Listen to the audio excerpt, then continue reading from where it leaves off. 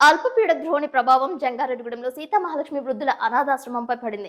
చిన్నపాటి పెంకుటింటిలో ఆశ్రమాన్ని నడుపుతున్నారు. సుమారు 20 మంది వృద్ధులు, వికలాంగులు, అనాథలు ఆశ్రయం పొందుతున్నారు. ఎడతెరిపి లేకుండా కురిసిన వర్షాల కారణంగా బుట్టాయిగూడెం రోడ్లోంచి వరద నీరు ఆ ఆశ్రమం ఉన్న ప్రాంతానికి చేరుతోంది. బుట్టాయిగూడెం రోడ్లోని వాసవి సాయి నగేష్ కిరాణా షాప్ కు వెళ్లే అప్రోచ్ రోడ్ వద్ద డ్రైనేజ్ వ్యవస్థ సక్రమంగా లేని కారణంగా అక్కడి నుంచి రహదారిపైకి నీరు చేరి బ్రాహ్మణ సంఘం అధ్యక్షులు సాయిబాబా ఇంటి రహదారిపైకి చేరి బొమ్మ వాళ్ళ ఇంటి రహదారి మీదుగా సీతామహాలక్ష్మి ఆశ్రమం వెనుక భాగంలో ఉన్న ఖాళీ మైదానంలోకి వరద నీరు చేరి ఆశ్రమానికి చేరుతోంది. బొట్టాయిగూడెం రహదారికి ఇరుపక్కల డ్రైనేజ్ వ్యవస్థ క్రమబద్ధీకరిస్తే మార్కెట్ యార్డ్ నుంచి వచ్చే వరద నీరు డ్రైనేజ్ గుండా ప్రవహిస్తోంది. సరైన ప్రణాళికతో ముందుకు వెళ్తే ఆశ్రమానికి వరద నీరు చేరే అవకాశం ఉండదని తెలిపారు. ఆశ్రమం లోపలికి వరద నీరు కురవకుండా పై కప్పు భాగాన్ని టార్పేడ్ తో కప్పేశారు. కానీ వరద నీరు ఆశ్రమానికి చేరుతోంది. ఆ వరద నీటిలోనే ఆశ్రయం పొందుతున్న వారందరూ జీవనం సాగిస్తున్నారు. ఈ విషయాన్ని మున్సిపల్ చైర్పర్సన్ బత్తిన నాగలక్ష్మి దృష్టికి తీసుకెళ్లారు. దీంతో వార్డు కౌన్సిలర్ త్రిమూర్తులు, శానిటేషన్ సెక్రటరీలు మున్సిపల్ కార్మికులతో వరద నీటికి బయటకు తరలించే ప్రయత్నం చేశారు. బాగా నానిపోవడంతో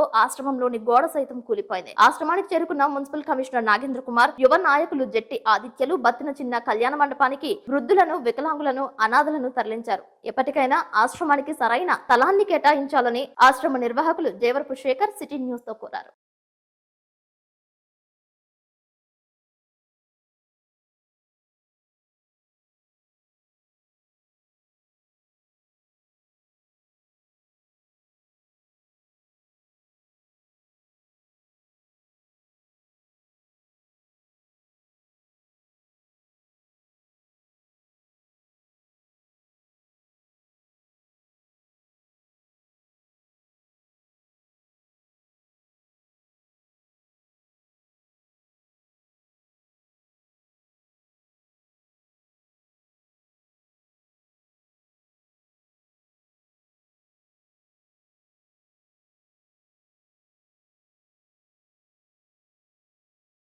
జంగారెడ్డిగూడెంలో ఉన్న సీతామహాలక్ష్మి స్వచ్ఛంద సేవా సంస్థ ఈరోజు కురిసిన వర్షానికి జంగారెడ్డిగూడెంలో ఉన్న సీతామహాలక్ష్మి స్వచ్ఛంద సేవా సంస్థ ఈరోజు కురిసిన వర్షానికి ఆశ్రమం మొత్తం గదుల్లోకి వాటర్ వెళ్ళిపోయి బాగా ఇబ్బంది పడుతున్నారు.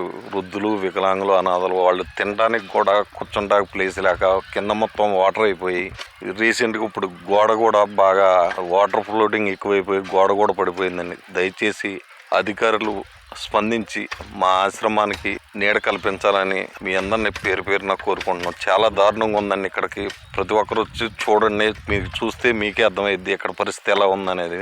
సుమారు 20 మంది మా ఆశ్రమంలో ఉంటున్నారు. 25 సంవత్సరాల వయసు కానీ 106 సంవత్సరాల వయసు వరకు ఉంటున్నారు.